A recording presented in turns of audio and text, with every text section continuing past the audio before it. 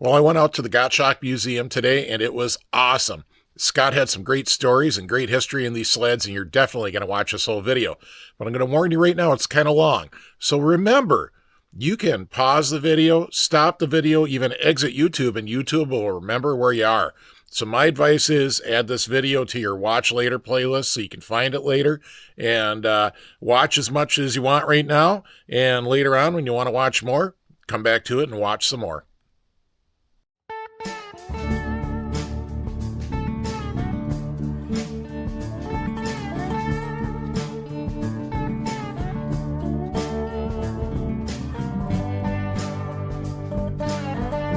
This 1969 snowpack, they called this the Scatback 26, and it was produced by Leisure Moore Incorporated in Green Bay, Wisconsin. They were not in business very long. They only made them for a short period of time, 69 to 70. And it was a brand that was really cherished by Packer fans. Obviously, it's Green Bay green and yellow, and this one's supposed to have a windshield. It doesn't have a windshield, but Are those Arctic Cat vents on the hood? I don't. They look like it, but I don't know if they are Okay. or not.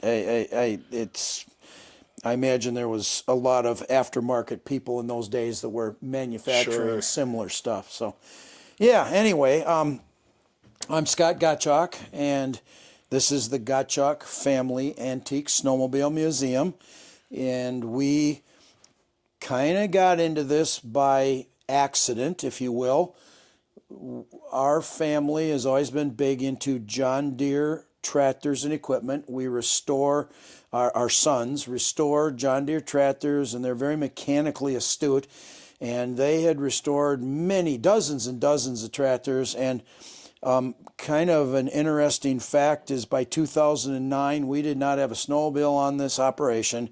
And our family, we get lots of tour people that want to come and see the John Deere Museum and the John Deere antique tractors and some of that kind of thing. And Trevor and Travis, our two sons, they're 39 and 41 or 40 and 41, whatever their age is right now. They said we'd like to do some stuff with snowmobiles, and I kind of pushed back and I said I think that's a really bad idea. I grew up on a dairy farm, and I did not follow snowmobile racing. We did not have time to have snowmobiles. We just didn't follow it at all. I knew that there were people following snowmobiling, but we didn't do it, so I didn't have an interest. And the boy said, well, we'd like to maybe do something with a snowmobile museum. And I said, well, that's a really bad idea. The snowmobiles back in the 60s and the 70s, they were just junk. They didn't run. I mean, you'd ride them 5 miles and then end up walking 4 miles back because the plugs fouled or the belt would fall off. I said they were just junk. And they kind of laughed and snickered at me and said, well, we are mechanical enough to keep things running, Dad. Watch this. So we went from no snowmobiles in 2009 to today. I lovingly say this: if the wives, their two wives, and my wife is standing next to me, we say that we have, I think, about 100 snowmobiles. As long as they're not here and they don't watch this YouTube channel, we have closer to 300 snowmobiles. But it's a sickness you cannot cure. Well, yes, you can. You can die. You can get over this sickness by dying. But it is a fun hobby. It is fantastic people. We really enjoy the hobby. We enjoy the people that are part of it. Haven't met any bad ones whatsoever, and it's just fun telling the stories and sharing camaraderie and, you know, stuff from the good old days, whatever those are. So I'll take you on a little tour here this morning, and we'll see what some of the stuff we've got hiding in some trailers and in some of the buildings. So the lighting's a little bad in here, but that would be it's probably a 1968, perhaps a 1969 Polaris prototype.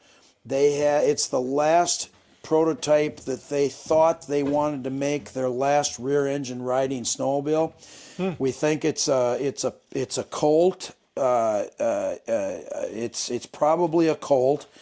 And all of the parts are there, and you can see the back end, and there's the engine that was going to be part of a rear engine riding snowmobile in 1968 or 69, and it was trashed and heaped, and we got access to it, and again, my sons say we'll put it back together again and have it be what the prototype was designed to look like.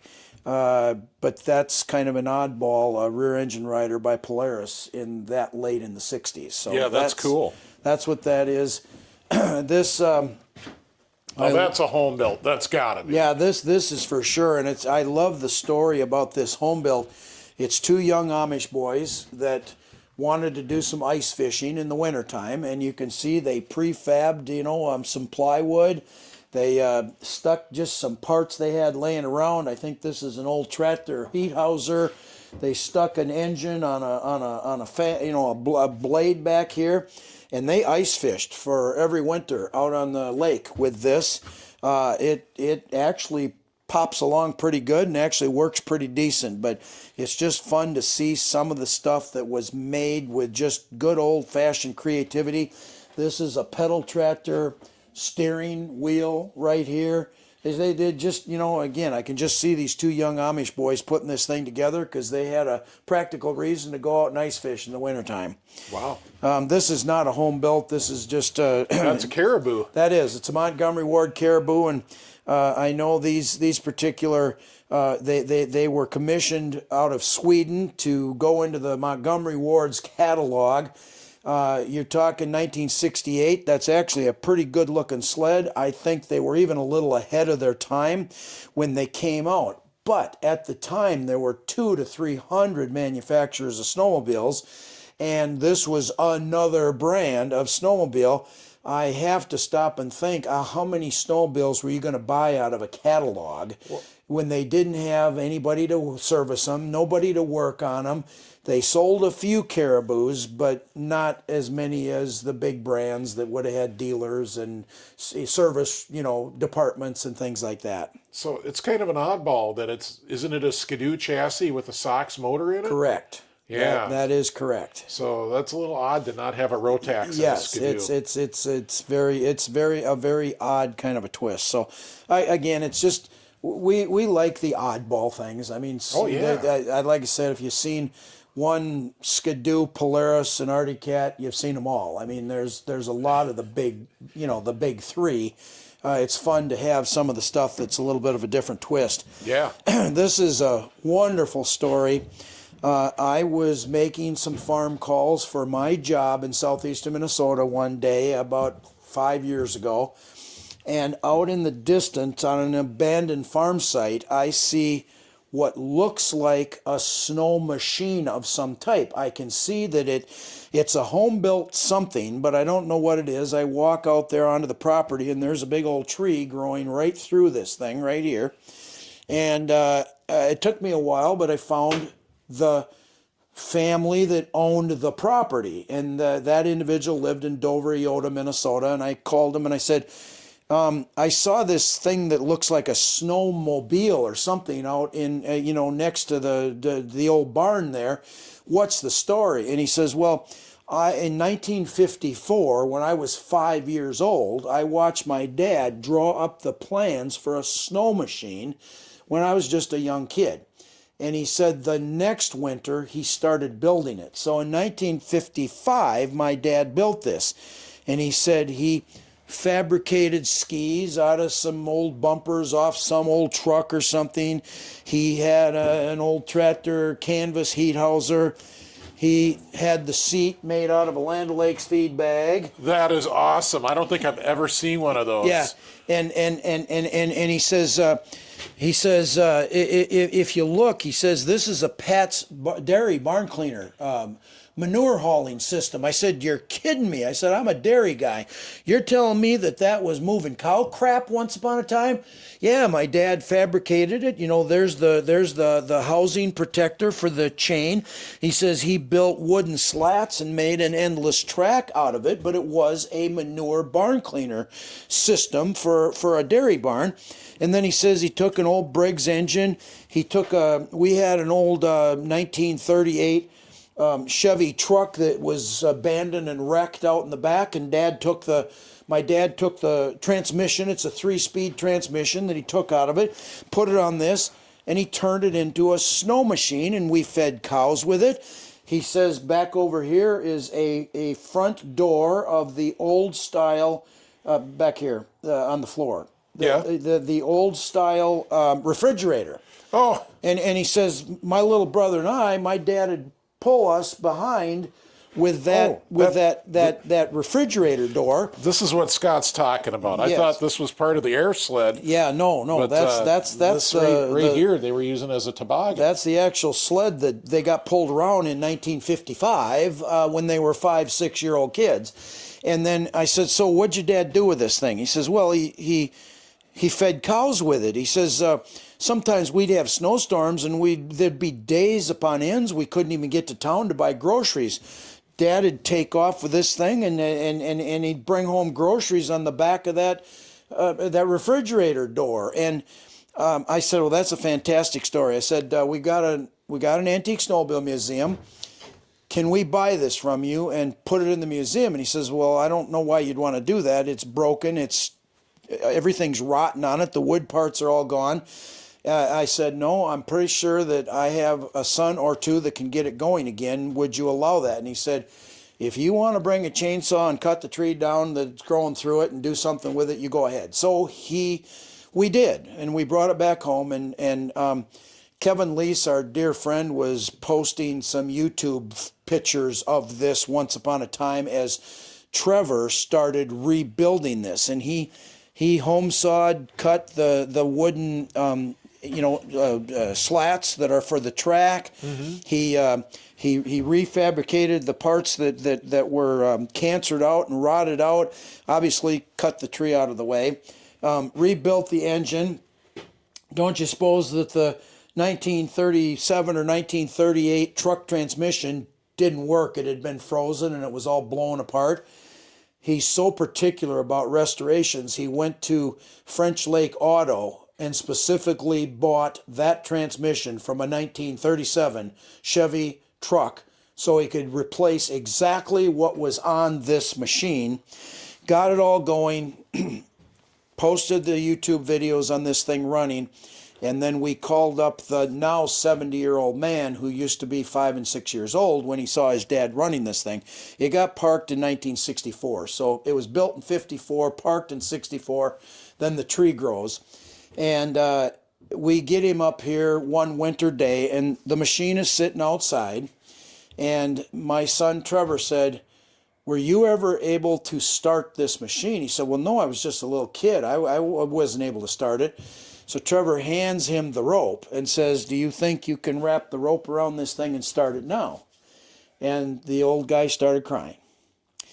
And he pulls it once and it fires up. Wow. And then Trevor says, did you ever drive it? And he says, no, I sat behind my dad, but I never drove it. We said, well, why don't you drive your dad's snowmobile now that's been parked since 1964? And I watched a grown man cry for about a half an hour while he drove this thing around, and he says, it's exactly the way Dad built it, and it's now a story that you're sharing with people when they come to your museum. And the one thing that I love about it is not only did the real kid that's not a kid anymore tell us things about this, but we ask one question. That was not there. Just that bracket was there. Mm-hmm. And I said to him, I said, you said your dad actually fed cattle with this. He pulled wagons around with it. I mean, he used it like it was a piece of farm machinery in the mid to late 50s. What do you have a hitch on the front of this thing for? Did he pull wagons backward or whatever? And the 70-year-old, 6-year-old kid goes, that's a light bracket. Dad had a headlight there. And we said, what did it look like? Now it's got the right headlight on it. That's great, Scott. So it went from being a hitch to no, it's not a hitch. That was Dad's headlight, so he could work at night with this machine.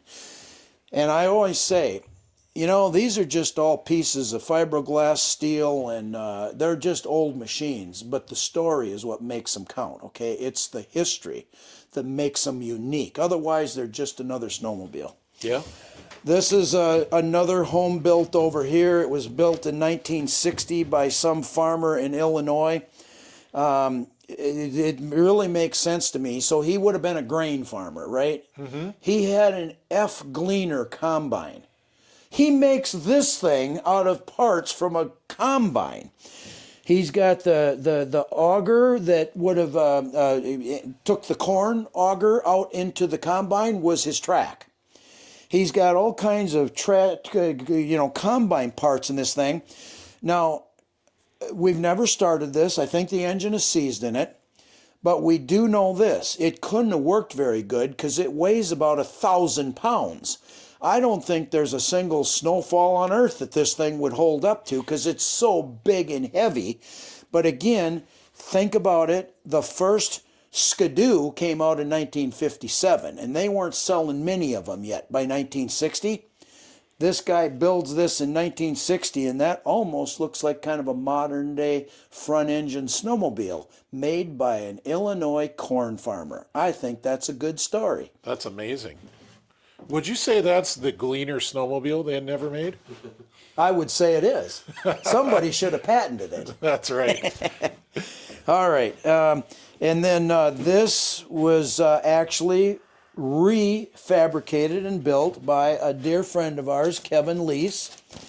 And he has since passed a couple of years ago, but Kevin invested countless hours creating this replica of a 1920 home-built snow machine from the photo of the original machine. And I'm going to get in the light here. Can you... Yeah. Does that show up? Yeah. Okay, so that's the real machine, 1920. Yeah. And Kevin recreates this because it's the coolest story. So let's think about what this is. This is a bobsled underneath. That is a 2-horse bobsled that you would have rode around with a team of horses through the snow and whatever. On top of that, then, in 1920, the real machine is built with, I don't know what that engine is, but it's an old, I don't know if it's a Clinton or what it is. It's an old engine, a fantastic old headlight on the front of this. But what I love is the sheer they're just ingenious when they do stuff like this. This is the rear drive wheel of a corn binder. It's now the driver of, there's no more horses attached to this thing. That engine's driving that belt on this. It's a canvas belt that is running that drive wheel. And this gets even better.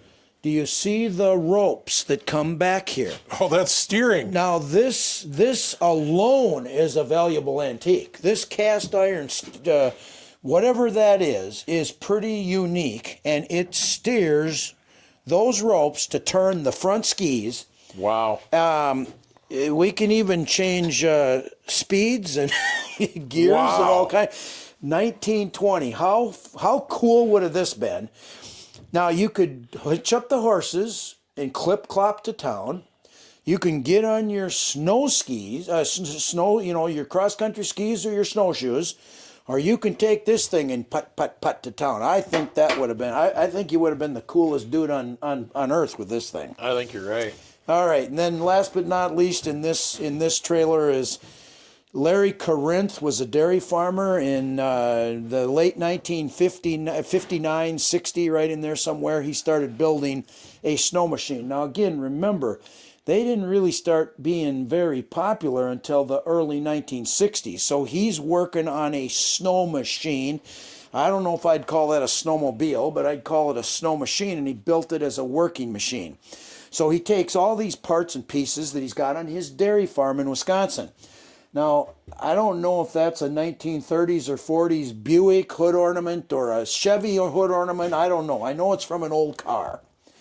And then he fabricates, there's a Ford 8N throttle, over tractor throttle. He's got a big old Clinton engine on the back of this. He's got threshing machine parts. He's got tractor parts. He just builds this sucker. It's a big old horse, ugly. He had a sled that he pulled around behind, and he fed hay to his outside animals with this machine. But the best of all, he was a dairy farmer. This was one of the windows in his dairy barn.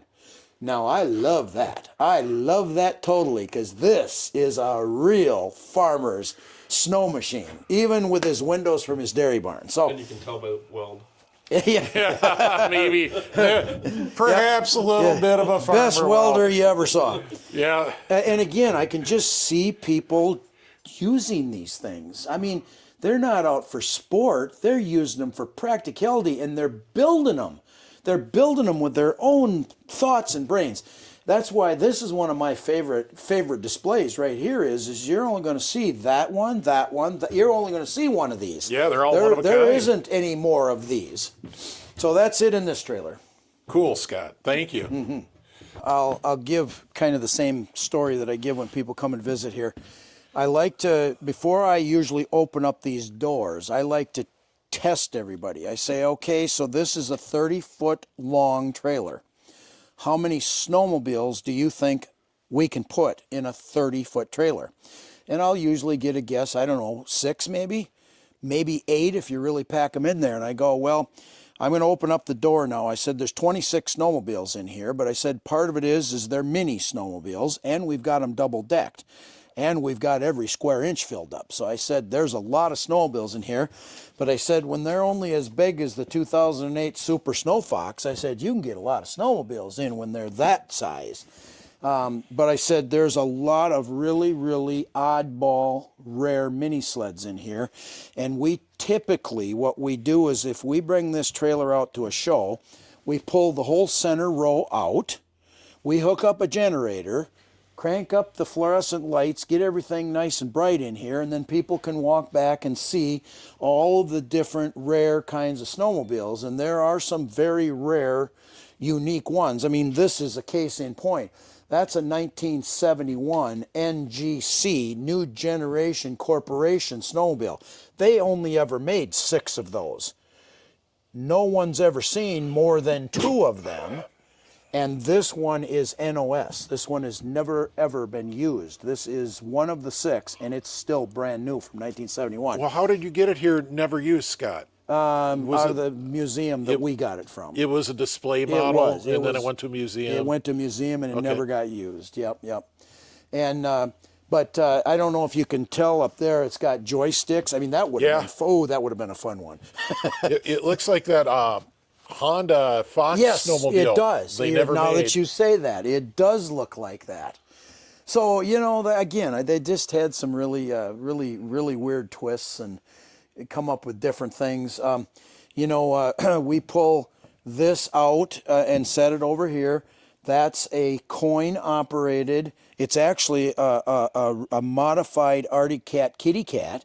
That's and I remember back when in the 60s when I was a little kid, my mom had put us on a rocking horse, stick a quarter in it, while she went in and bought groceries, and we'd be sitting here doing this. Well, this is that similar concept, only it's a snowmobile.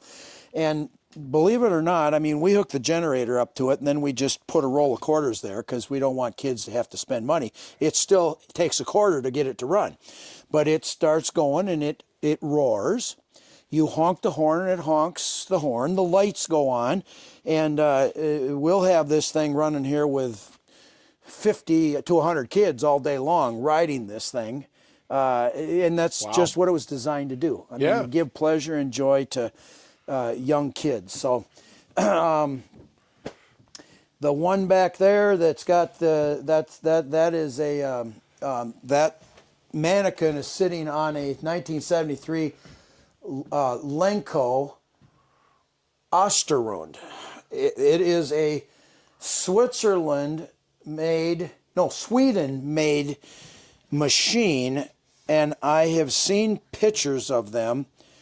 It's a snowmobile with a snowmobile engine, but no skis.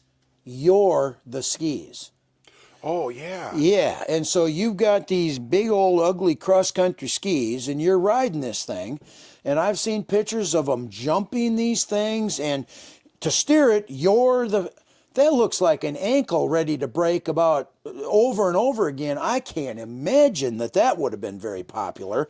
But, Yeah. again, when we pull these things out and people go, you got to be kidding me. I mean, so the mannequins got skis and everything, and you're going, it's part snowmobile and it's part you is what made it a movable snow machine. And then we like to show the one down here.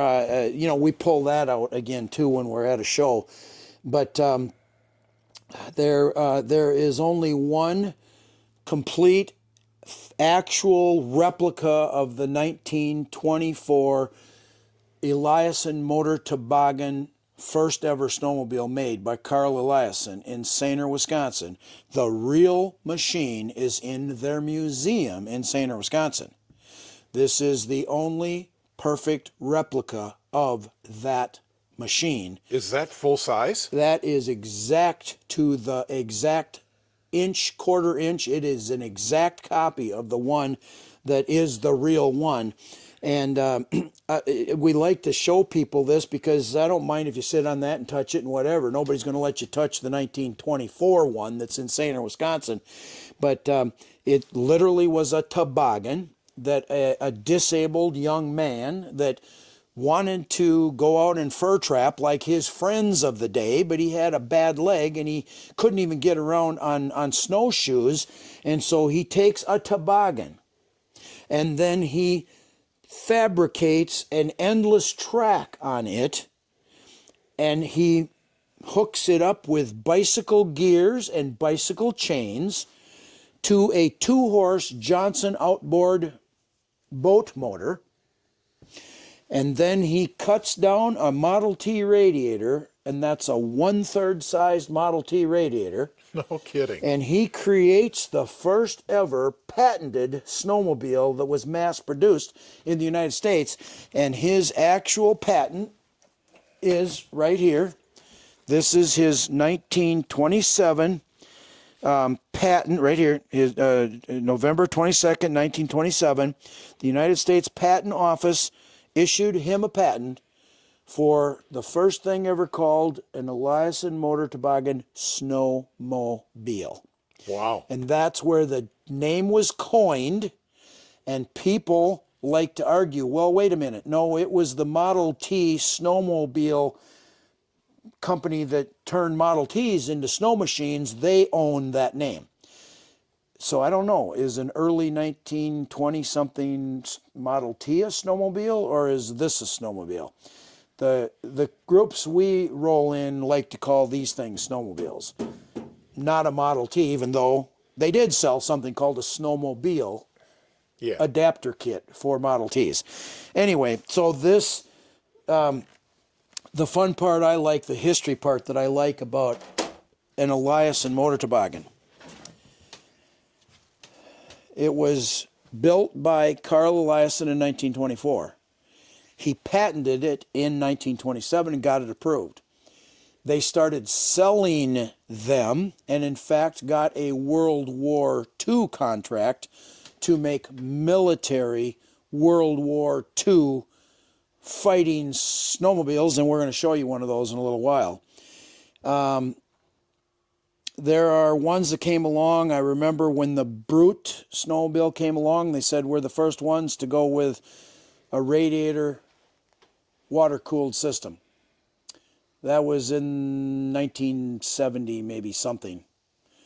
I could swear that 1924 has a water-cooled radiator cooling system. You had Skidoo came along and said, 1957, we are the first to ever come up with a front engine mounted snowmobile.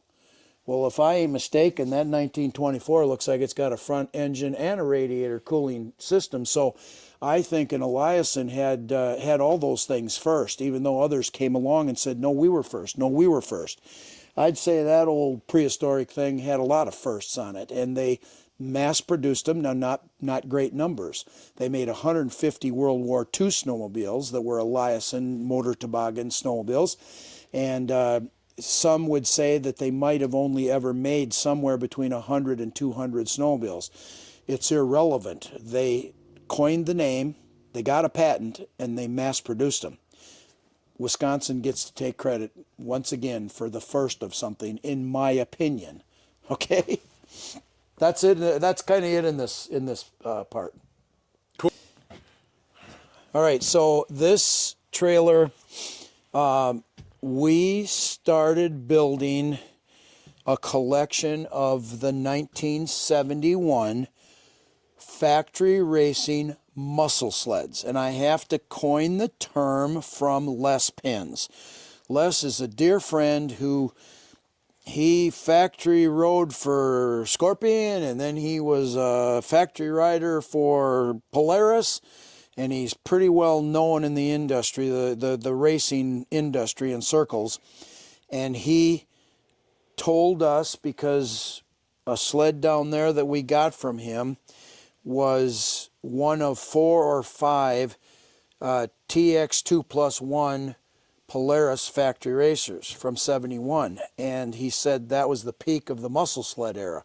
And I said, well, I never heard of that term. I've heard of muscle cars. And Les said, well, okay, Scott, you were from an era, you know, I graduated in 1974. I'll tell you what, if you were cool, you had a 1970 Chevelle, you had a Dodge Charger, you had a GTO, you had something that could peel rubber and put you in jail real fast, because them cars were hot and they were powerful. But they started knocking them down after 1970 because we had oil embargoes, we had gas lines. They lowered speed limits from 75 and 80 miles an hour on interstates to everywhere in the United States and went to 55 miles an hour.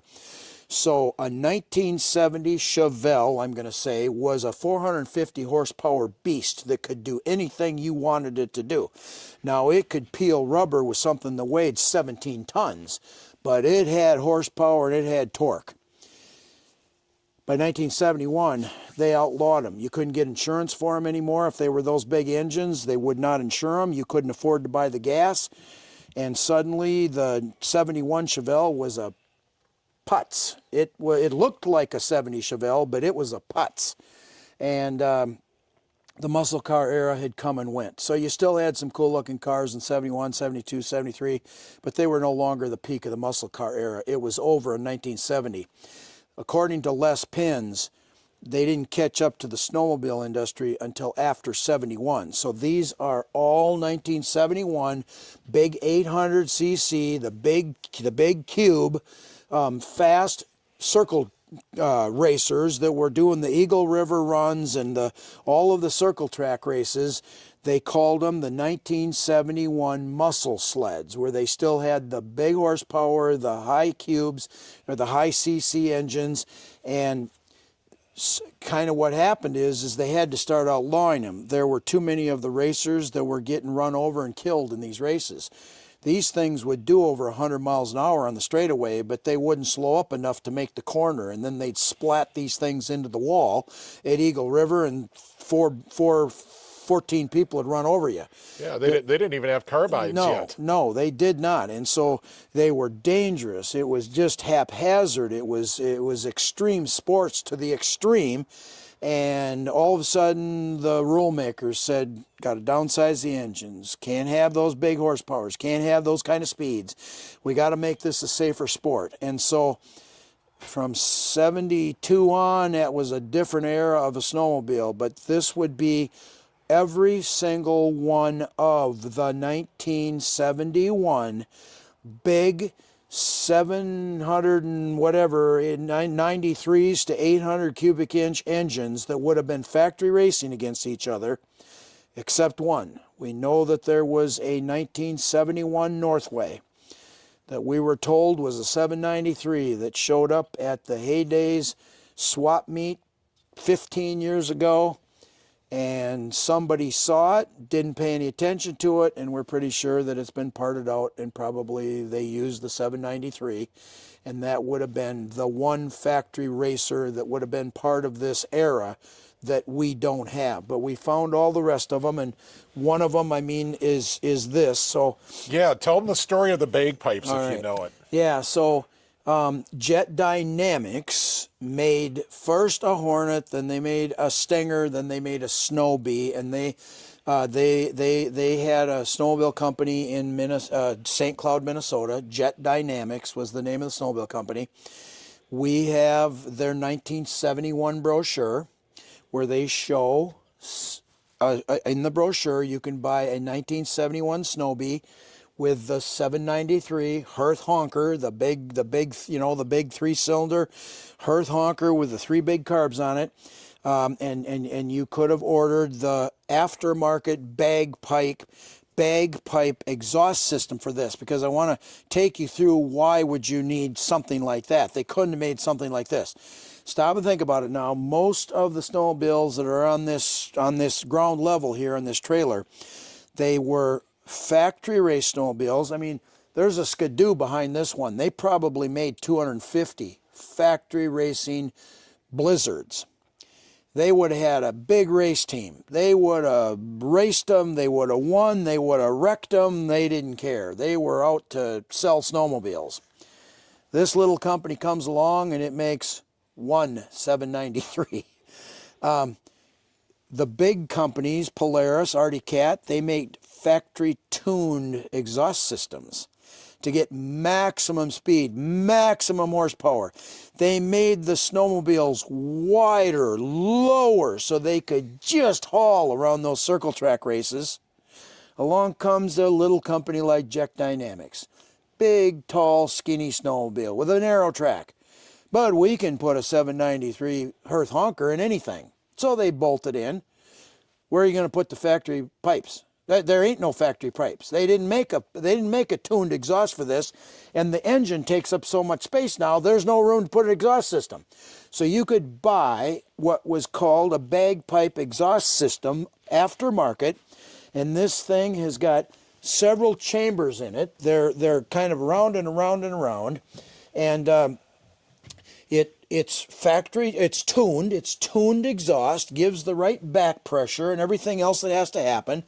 And it's basically almost a straight pipe coming out this way. Now, you can see it fits in the narrow confines of a snowmobile that wasn't built for a wide, low stance. The non-competitor companies could actually think they could compete. So in goes the factory Hearth, on go the bagpipes. You just ordered them and they'd come in a box and you'd put them on. Now here's the funny story about the bagpipes. We've listened to these run. They are cracking, nasty sounding. Oh my God, they are something else. Best wear hearing protection, and did they? No, they would not have worn any hearing protection. So they would have been deaf after the first round of this thing going, but more importantly, these are two-strokers. They are puffing out straight exhaust fumes full of oil. And if you're going around the track at 100 miles an hour, where is that exhaust going? Straight into your goggles. And so they, number one, couldn't have seen or breathed after the first round. They wouldn't have been able to see. They would have been breathing pure exhaust going straight into their face. But I tell you what, they look and sound really cool. And so I don't think that this became a real popular option. The BOA skis used them on their factory race team. You would see them pop up on a handful of other small companies, you know, where you couldn't have tuned exhaust. You had to go with some aftermarket design. And you could put a big engine with this setup on any snowmobile. And this is not a real thing, okay? This we manufactured as a joke more than anything else. That was actually, a 293, 71 a snow pony, okay? We had one 793 NOS engine, and we looked at each other one day and I said, I wonder what happened if you'd put an engine bigger than the snowmobile itself. And so that looks like it was made for that, okay? Well, that's a good-sized snow pony, though, Scott. Well, they were the racer, you know. I mean, that was Snow Pony's race machine, okay? But it was a 293. I mean, you know, and so this has got an Arctic Cat. I can't think of what's the Jack shaft. jack shaft. Yeah. It's got an Arctic Cat jack shaft so that you can get things spinning the right direction. Yep. Got the engine put in it. The engine does weigh almost as much as the little snow pony does weigh. We know that tiny little short track on this thing would blow itself to smithereens as soon as you fire this thing up. So we have not run this. But I'm pretty darn sure, as light as that is, with that 793 Hertz honker in there, it would go really fast for a little while anyway. If you could hook it If up. you could hook up. So anyway, you know, this is not a real one here, okay? This was more as a kind of a, you could have put a 793 in anything, because we were told that back in the day, you could put it in anything. And we don't know of anybody that ever tried putting it in a snow pony, so we thought we'd go ahead and put it in a snow pony. And between these two on the back end of this trailer, they get the most conversation piece, because that is really amazing, those bagpipes, and then something that's more engine than snowmobile. Well, Scott, got to ask you about the EVEL Knievel special here. Yeah, you know, that is super cool. Yeah, and you know, you maybe want to scan in on the actual On the posters. on the poster of the story of this. But so, you know, I grew up again in the late 60s, early 70s, and I'll tell you what, the first baddest motorcycle daredevil on the planet Earth was named EVEL Knievel. And what's interesting is he rode Harley Davidson motorcycles, and he jumped stuff that shouldn't have been allowed to be jumped. He didn't think he could make it, which is why he was half the time inebriated. I mean, I've read his biography several different times, and he usually believed he was going to crash and die, but he was being paid so much money. He became a multimillionaire by doing these risky jumps, even though he was pretty sure he couldn't make it. He was pretty sure he was going to crash. He was pretty sure he was going to die. So he was so intoxicated by the time he almost couldn't drive a straight line when he jumped these jumps. But if you see some of his jumps where he broke every bone in his body, he's flopping around like he's totally pickled. Okay? He was almost unconscious before he hit the ground. And he became a multimillionaire over that deal. So everybody knows EVEL Knievel jumped over things, buses, semi-trucks. He tried jumping over the Snake River Canyon out in Idaho one time. And I know that I couldn't wait to watch The Wide World of Sports to see what he was going to do. And you know what? I mean, we were very sadistic in those days. I didn't watch him because I wanted to see him make it. I was hoping he was going to die. I mean, you hoped he was going to crash. It ain't no fun if he actually does the jump and he makes it. Well, then there's got to be something wrong. He made the jump. He usually did crash, and because of that, he broke 200 and some bones in his body. Well, that's almost all the bones, because I think there's only 274 bones, so he got most of them broke before he died. He became a multimillionaire by doing crazier and crazier jumps. One day, he's approached by ABC in 1977, will you do an EVEL Knievel Death Defiers nationally televised show? EVEL Knievel, being the showman he is, he says, why, of course we can. So he goes to Butte, Montana. He's from Butte, Montana. I don't know what happened to his parents, but he was raised by his grandparents. His grandfather was the first Skidoo dealer in the United States. This is an RV 245, 1975 factory racing Skidoo. Start putting two and two together again now. So, EVEL Knievel is going to do some death-defying acts on national television. He buys a 75 RV 245, and then he poops it up a little bit. She's got some snort. They already had some snort because they were factory circle track racers and doing most of the winning back with these RV 245s. It's black colored, you know, with its Skidoo colors. And the crazy part of this story is Skidoo reached out to him and said, keep it Skidoo color with the Skidoo emblem on it. When you jump this thing on national television, we'll give you $10,000 extra. EVEL Knievel literally says, you tightwads, I want, whatever he said, 100,000, a million, I don't know, whatever he would have said. They said, screw you. And he said, screw you. And he paints it moto ski orange. So people look at this and say, well, Evel Knievel, he had a moto ski too. No, when you look under here, it's got RV 245 black, and it's an RV 245. And so it isn't a moto ski. Secondly, he did it because his grandfather who raised him was a skidoo dealer. Third, he had some sense of at least skidoo. So he hires someone from Florida that was a professional motocross rider and said, you're going to jump this snowmobile on national television off an Olympic-sized ski jump, and you're going to go for a distance record. Because he was jumping motorcycles. Nobody jumped the snowmobile yet. Might as well be him, right? So this buddy of his is going to jump this thing.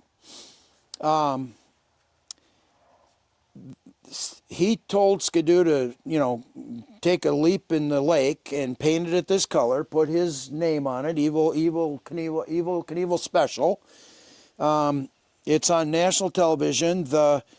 Ron Phillips is his friend, who, by the way, he paid him $25,000 to do a death-defying jump, and it almost killed him, okay? He comes off the top of this, and back in those days, I mean, somebody in the right age would know who Telly Savalas was, Kojak, yep, and the bald head. He's one of the MCs, and Jill St. John is another MC. This Ron Phillips has got an earbud in here, and he's up at the top, and they say, go, you're doing the jump. Down off this ski jump he comes. He hits the end of that thing doing God only knows how fast.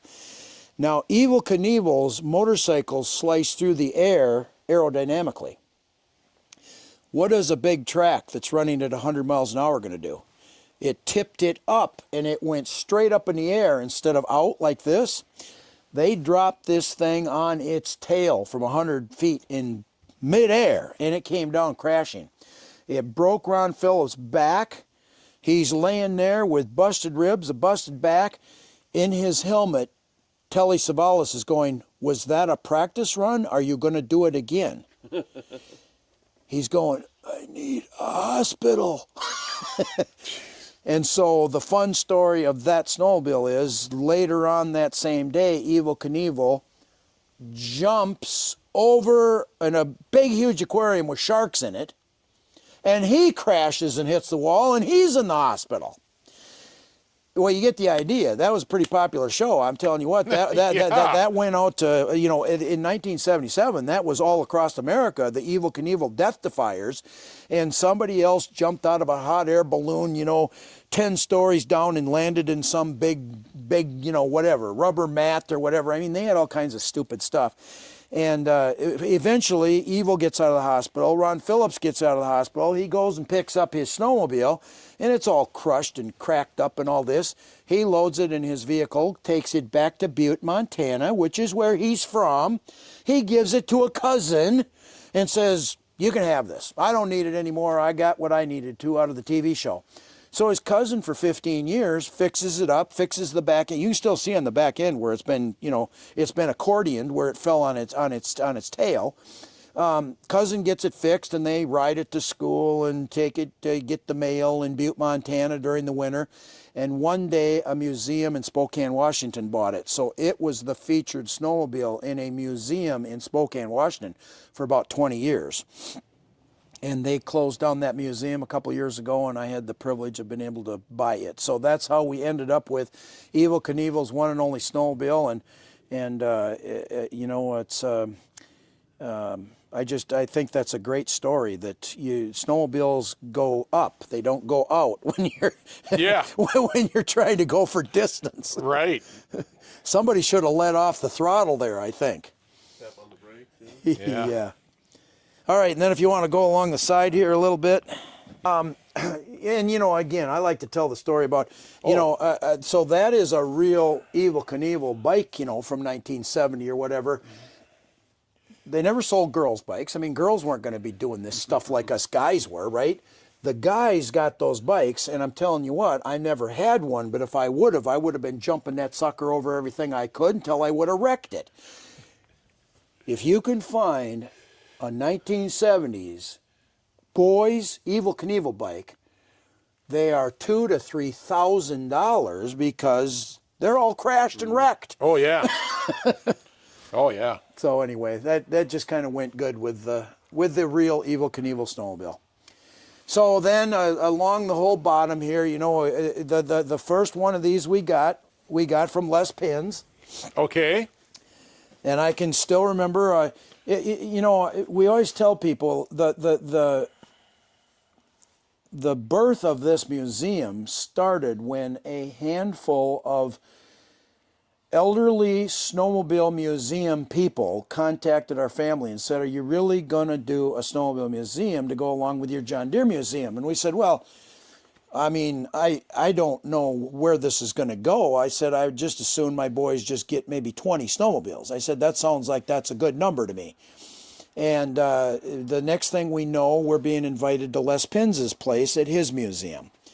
And Les says, you know, it's pretty special that you two boys, Trevor and Travis, are in your 30s right now, but you understand machines, you understand mechanics, you know how to make this stuff work, and you understand the reason for keeping history alive and passing it on.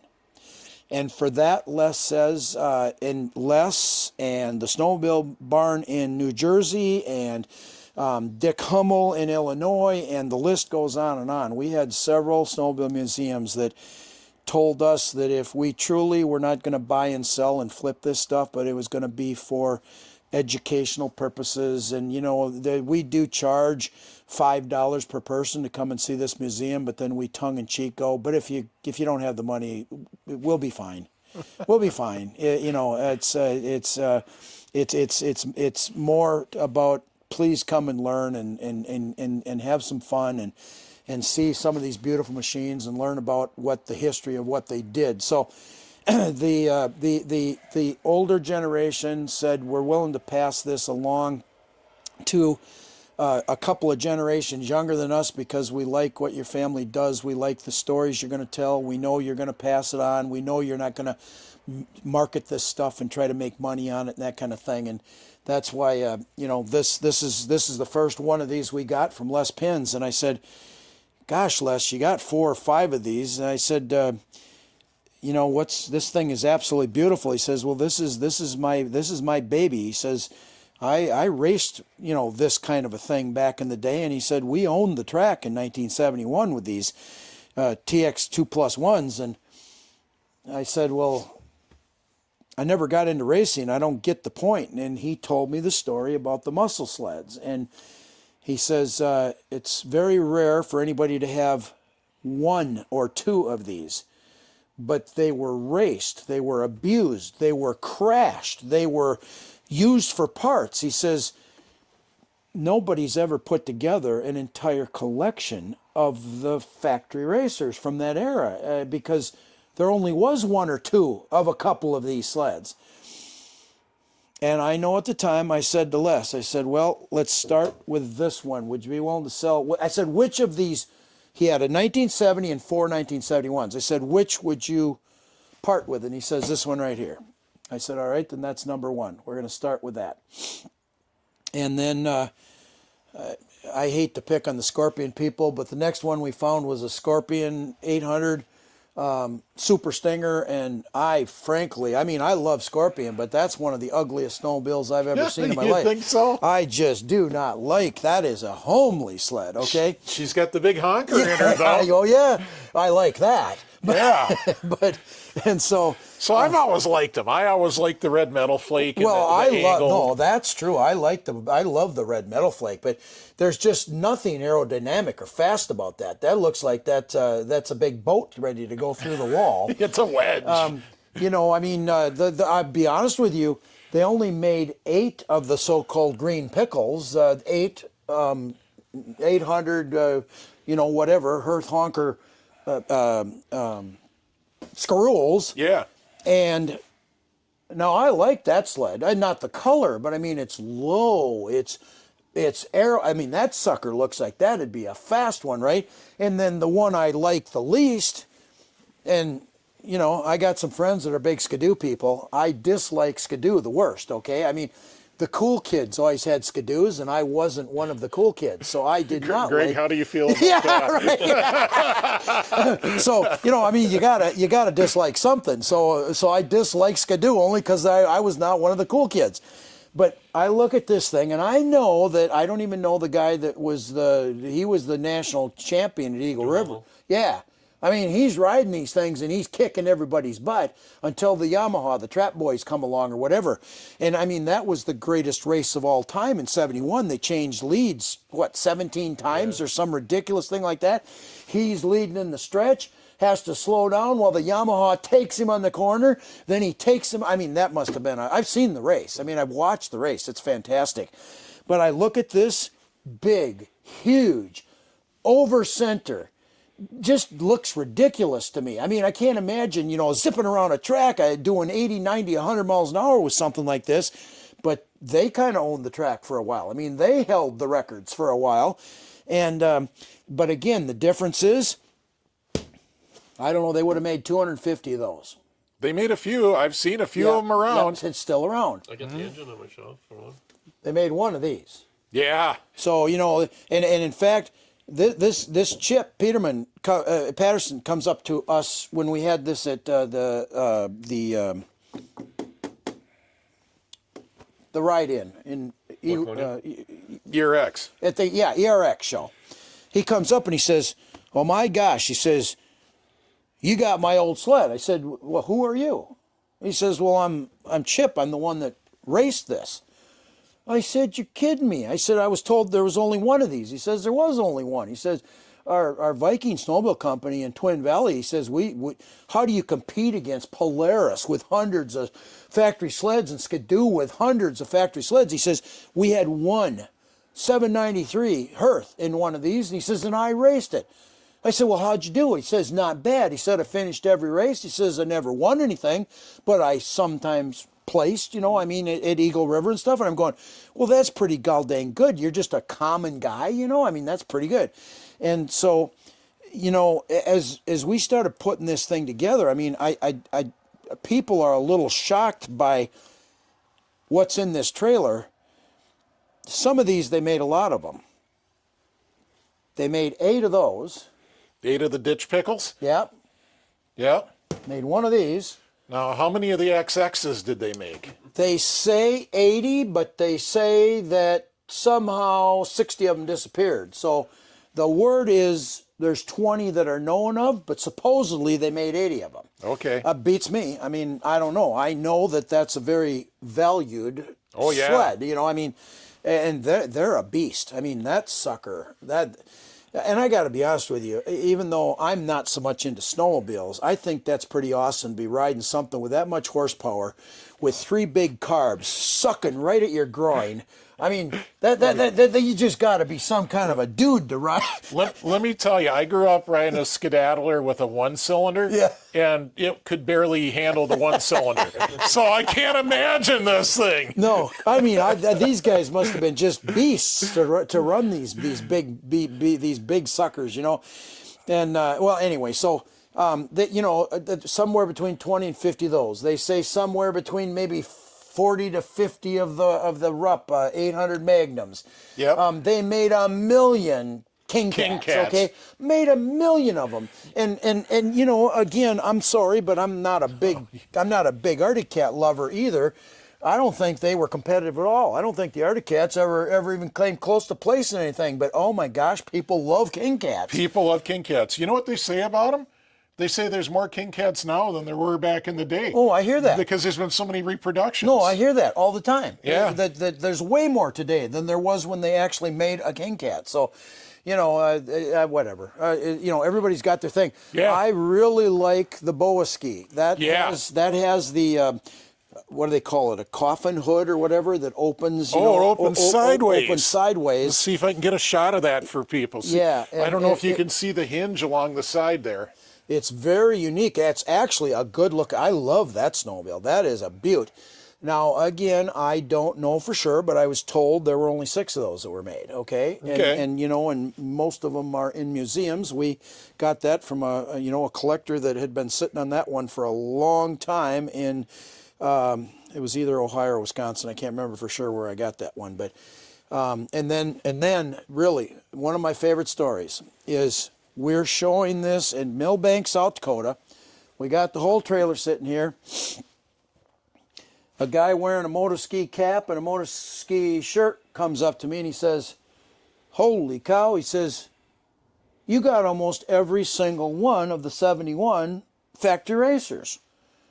I said, "Well, yeah." I said, it took a while, especially since there's only one of a couple of these and there's, only 6 of those. And he says, "Well, you're missing one." I said, "Yeah, wise guy, I know. We're missing the the motor ski, the Bullet 800."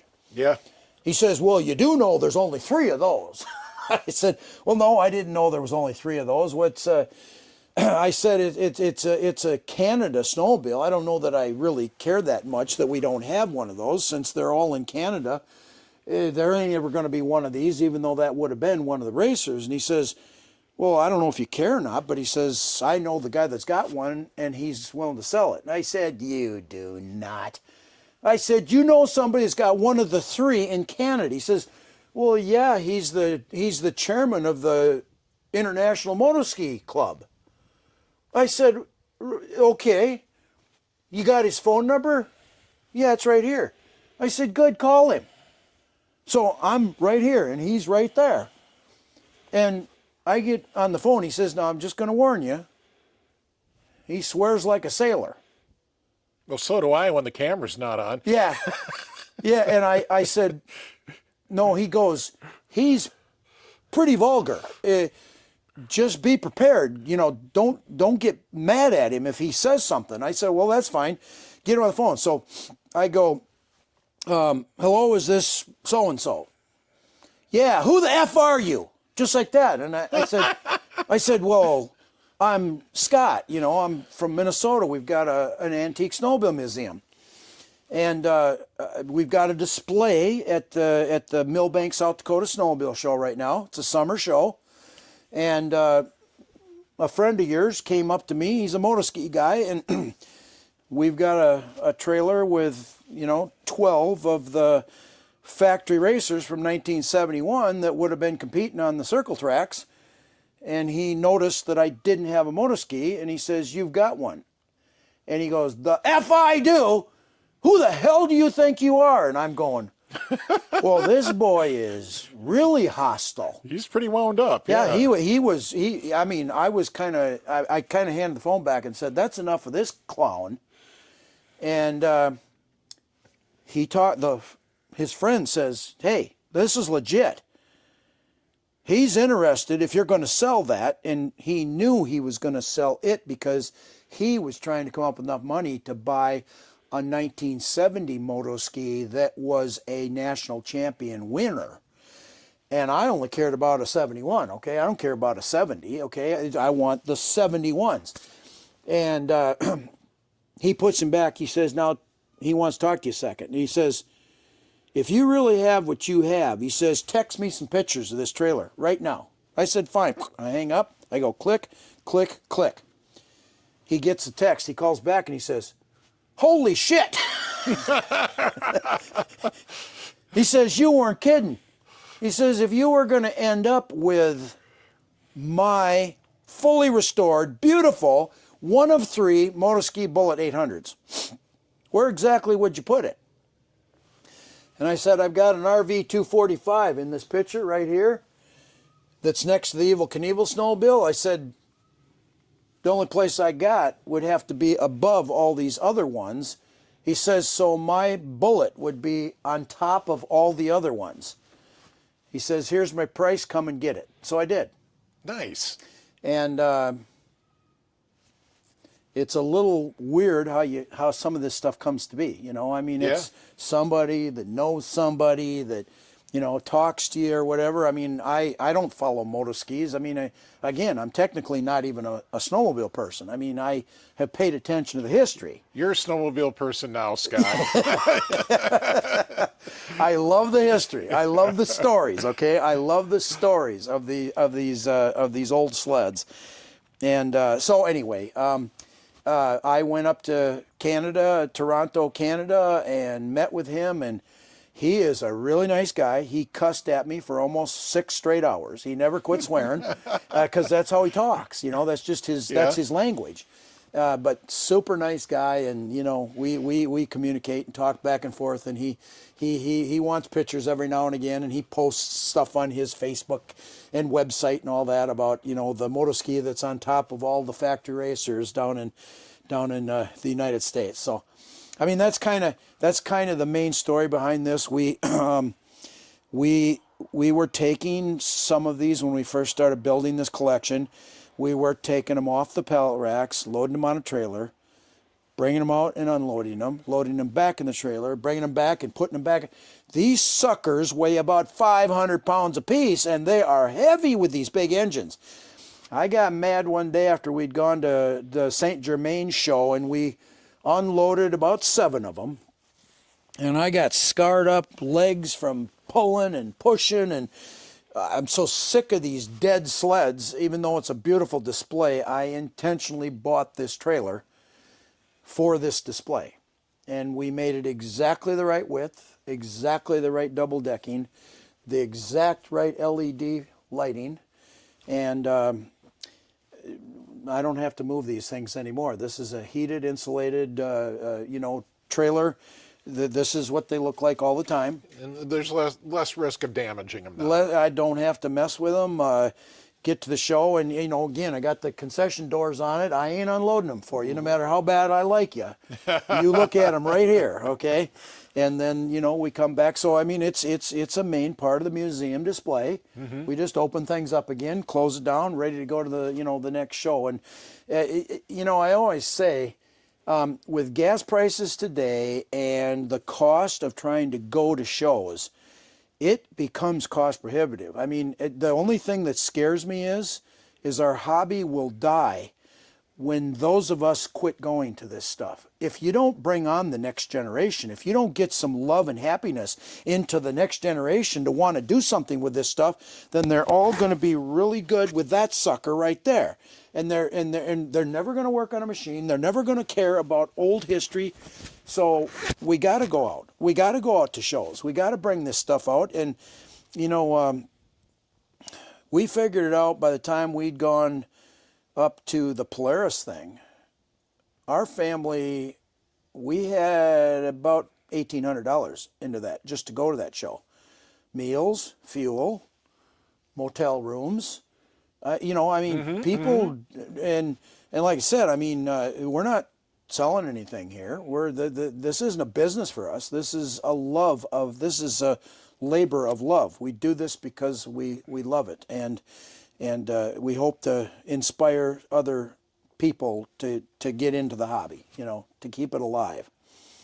So, the top row up there, except for the moto ski there's Snowjet and Thunderjet, yeah. and the beloved Scorpion Bullwhip. Yep, we got, you know, some of these are cross country racers. You know, I mean, this is a circle. That's an that oval. actually is that's an Eagle. That was an Eagle River. That was an Eagle River champ. It was a champ. Okay, the Snow Twister. Right. Yeah. Cool. So, you know, got a couple other ones there to kind of fill the spot. Yeah. We're a John Deere farm, you know. I mean, John Deere, it's a kind of a big thing to us to have a liquidator. Yep. We had Brian Nelson out here one day, you know, had lunch with us, and I can remember having a conversation with him. You know, I said, so you won the International I-500 from Winnipeg to the St. Paul Winter Carnival, and you outpaced 14 or 15 Arctic Cats and Polarises to win that sucker with a John Deere. I said, come on, John Deere makes good tractors. I don't know that they were ever famous for their snowmobiles. And he says, well, you know, you got to remember, they started getting more competitive by 70, 74, 75, right in there. They were starting to be a little bit competitive, but they still couldn't take on the big brands. And they made a bold statement that in 1976 they were going to come out with a brand new cross-country racer called the Liquidator. It was going to be, water cooled. It was going to have a real hot 340 engine in it. It was going to be ahead of its time, and they were going to win the I-500 races. And I said, well, races? And he says, well, yeah, there were like 8 different I-500 races. He says there was the big one everybody knows about, the Winnipeg to St. Paul Winter Carnival, but there was I-500s in North Dakota, I-500, there were a bunch of them, he says. And John Deere kind of boasted and said, watch us. And he said they made 600 of these. And he said they had a very simple policy. If you had a cross-country racing resume, meaning you were a cross-country racer on a snowmobile, you could sign a contract with John Deere that you agreed to enter it in 4 cross-country races. And you had to be a professional cross-country snowmobiler. And they gave it to you. 600 sleds, and they handed them out. Now, what got interesting is you had to guarantee you'd enter it in 4 races. Didn't say you had to finish. Some of these things, they entered and stopped 2 miles down the road. Oh, that sounds like cheating. Well, that's why a few of these survived without being beat up and whatever, okay? You'll find just a handful of these that have almost no miles on them because they weren't raced. They were entered. You see what I'm saying? Yeah. There's a difference of entering and actually competing. But now Brian Nelson from the New London Spicer area, I mean, he won the I-500 in 1976. And he says, I was part of our Enduro John Deere race team. There were, 20 or 25 of them that were hired by John Deere to win the race. We also had our own mechanic.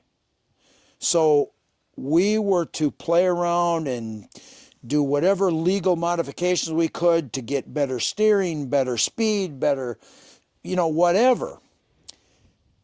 And he said, so I was one of 20 or 25.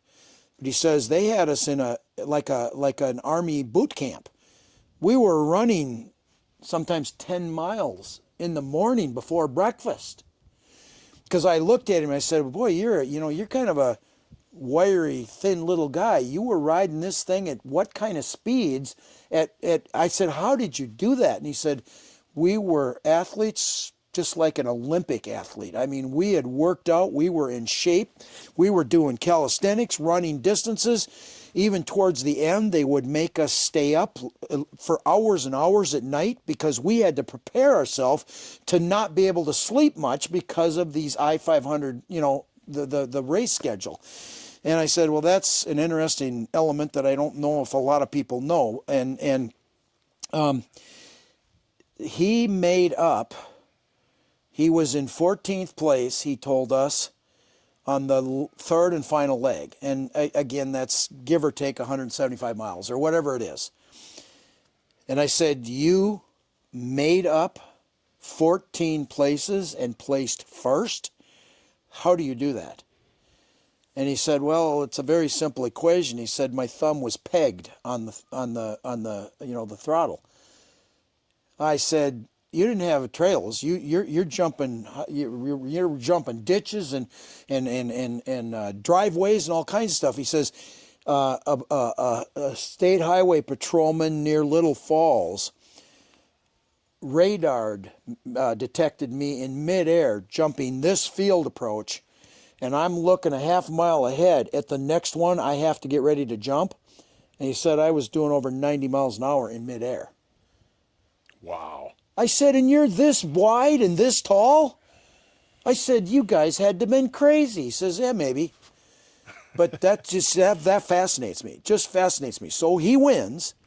Then they tear his snowmobile apart looking for cheating. They never found anything he did to cheat. But they tore it apart looking for, had they played with the compression? Had they played? And anyway, so he was just full of facts and information. But I guess maybe the favorite part of my story is some would argue today that of the 600 that they made of the Liquidators that won the I-500. Oh, let me back up. They won 5 of the 8 races that year. John Deere did exactly what they said they were going to do. They won, and they won, and they won. They built the snowmobile, and they came out, and they took on the big guys and beat them. And John Deere, during the next couple of years, went from who cares what a green John Deere snowmobile looks like to they were the 5th top-selling snowmobile in America, because all of a sudden they can build something they can win with. I mean, it really had to do with races, okay? Either circle track or cross country. And of the 600 that they made, arguably there are fewer than 50 of them left. I mean, there's stories that because of they wrecked them, they used something for parts, they blew engines up. I mean, I don't know. I mean, cross-country races sound a little tough on a machine to me. They argue there's fewer than 50 of the 600 that were made. That's a really special one to us because that's not only the racer's number, the 335, and we've got the entire race history of that particular sled. That one has been fixed, but it in Belle Plaine, Minnesota, he was on his, he was in the middle of the race, and supposedly like a 66 or 67 Mustang broadsided him and totaled the sled and put him in the hospital and stopped his I-500 race. And that's why that one does not have that many miles on it. He got totaled and almost killed from a Mustang that hit him broadside in Belle Plaine, Minnesota. Again, it's the story that counts, okay? But more importantly, how many of these did I say they made, John? 600. 600. What do you suppose serial number on that one is?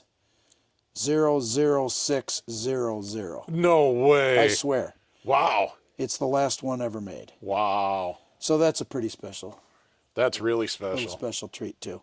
Wow. That's kind of it on this trailer. So we're going to split the video off right here, and that's the end of part 1. Boy, Scott is an awesome storyteller, isn't he?